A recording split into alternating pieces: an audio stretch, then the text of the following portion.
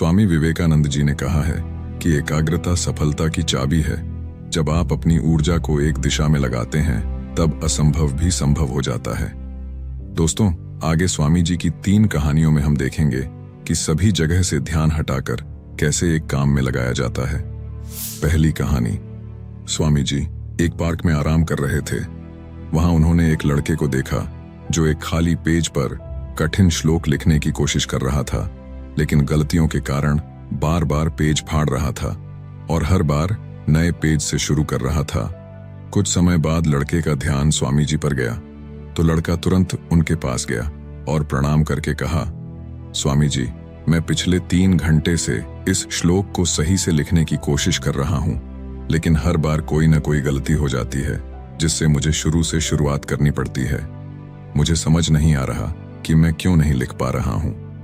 स्वामी जी मुस्कुराए और बोले, बेटा, केवल फोकस की कमी के कारण ऐसा हो रहा है, क्योंकि एक साधारण इंसान अपनी ज्यादातर ऊर्जा बेकार की बातों और आदतों में लगा देता है, इसलिए लगातार मन भटकता है।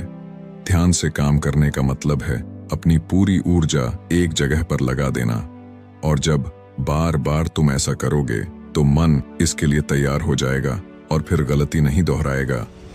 लड़के ने पूछा, स्वामी जी, अगर मन बार बार भटक रहा हो तो मैं एक काम में ध्यान कैसे लगाऊं? स्वामी जी ने पूछा, तुम लिखते समय जरूर किसी व्यक्ति या घटना के बारे में सोच रहे हो। लड़के ने कहा, हाँ गुरुजी, आज छुट्टी के दिन सबको बाहर खेलने का समय मिलता है, लेकिन मुझे ये काम पूरा करना है, शायद इसलिए मैं ठीक से फोकस नहीं कर पा रहा। स्वामी जी ने कहा, ठीक है, अब इन सरल तरीकों को समझो, फिर तुम अपने काम को मन लगाकर कर सकोगे। लगातार गहरी सांस लो। स्वामी जी ने कहा, जब भी तुम्हारा मन भटके तो 5 गहरी सांसें लो और अपना ध्यान काम और खेल दोनों से हटाकर अपनी सांसों पर लेकर आओ। जितना तुम अपनी सांसों को देखोगे उतना ही तुम्हारा मन शांत होने लगेगा। काम को महसूस करो। जब तुम लिख रहे हो तब सब कुछ बारीकी से महसूस करो, जैसे पेन तुम्हारे हाथ को छू रही है, और लिखते समय जो आवाज हो रही है उसे भी ध्यान से सुनो। जब तुम सभी चीजों पर बारीकी से गौर करोगे तो ध्यान भटकना कम हो जाएगा और तुम्हारा मन और शरीर केवल एक काम में लगा रहेगा। तुम्हारा ध्यान काम पर इतना केंद्रित हो जाएगा कि तुम्हें समय का पता भी नहीं चलेगा। जब लड़के ने स्वामी जी की बात मानी और गहरी सांसें लेते हुए फिर से लिखना शुरू किया तो उसने पाया कि अब उसकी गलतियां कम हो रही थीं और उसका काम भी जल्दी पूरा हो गया। उसने स्वामी जी को धन्यवाद कहा। इस पर स्वामी जी ने मुस्कुराते हुए कहा, याद रखो, जब मन और इंद्रियां एक काम में लग जाती हैं तो ध्यान गहरा हो जाता है और यही सच्ची सफलता है। दूसरी कहानी। एक दिन एक युवक स्वामी विवेकानंद जी के पास पहुंचा। युवक के चेहरे पर परेशानी और हताशा साफ झलक रही थी।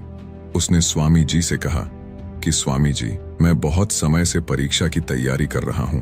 कई बार कोशिश की, लेकिन हर बार असफल हो जाता हूं। मुझे समझ नहीं आ रहा कि मुझसे कहां गलती हो रही है।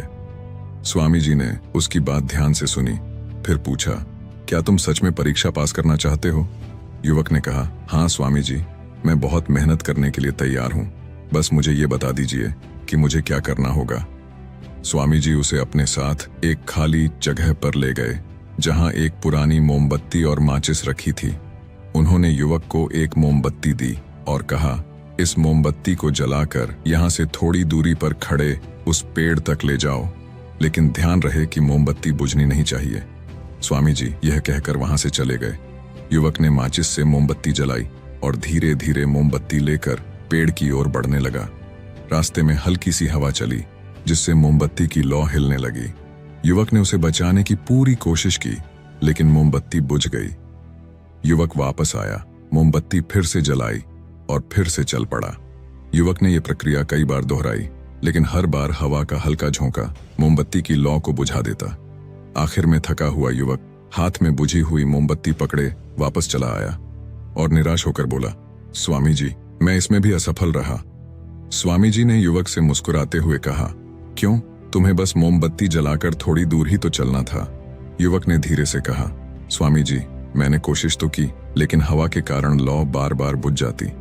स्वामी जी ने कहा, यही तो तुम्हें समझना है कि तुम्हारा मन भी इस मोमबत्ती की लौ की तरह है और चारों तरफ की हवा ध्यान भटकाने वाली आदत है। जब तक तुम इन आदतों को वश में नहीं करोगे तब तक ध्यान की लौ बुझती रहेगी। ऐसे ही जब तक तुम अपने लक्ष्य पर पूरी तरह ध्यान केंद्रित नहीं होगे तब तक तुम अपनी मंजिल तक नहीं पहुंच पाओगे।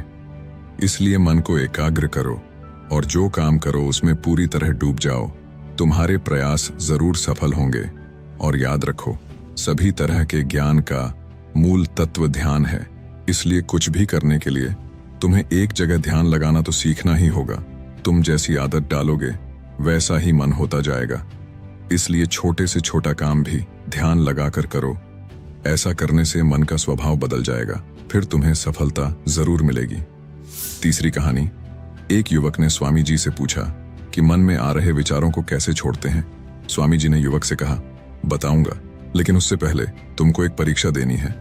फिर एक गिलास पानी को पूरा भरकर स्वामी जी ने युवक के हाथ में पकड़ा दिया और कहा, पानी की एक बूंद गिराए बिना इसे पकड़कर खड़े रहो। युवक ने कहा, यह तो आसान है, और गिलास संभाल लिया।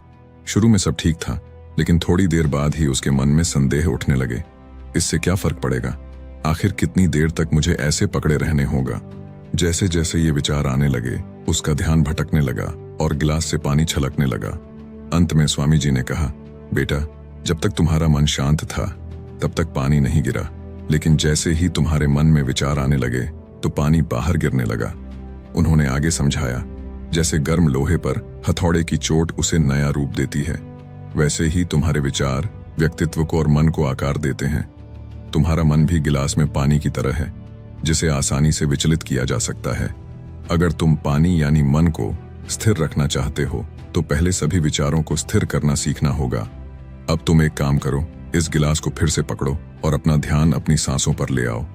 अपनी सांस को पेट और सीने में आते जाते महसूस करो। हाथ में होने वाले दर्द और असहजता को जाने दो।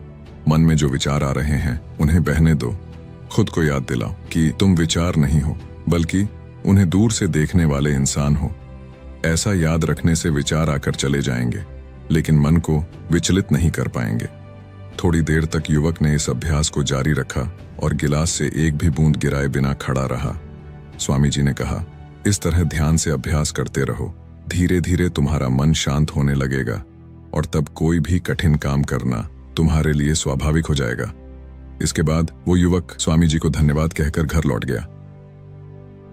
दोस्तों, अगर इस कहानी ने आपकी किसी भी उलझन को सुलझाया है तो हमें कमेंट्स में जरूर बताओ, और वीडियो को लाइक करके एक ऐसे दोस्त को शेयर करो जिसके जीवन में ये वीडियो काम आए।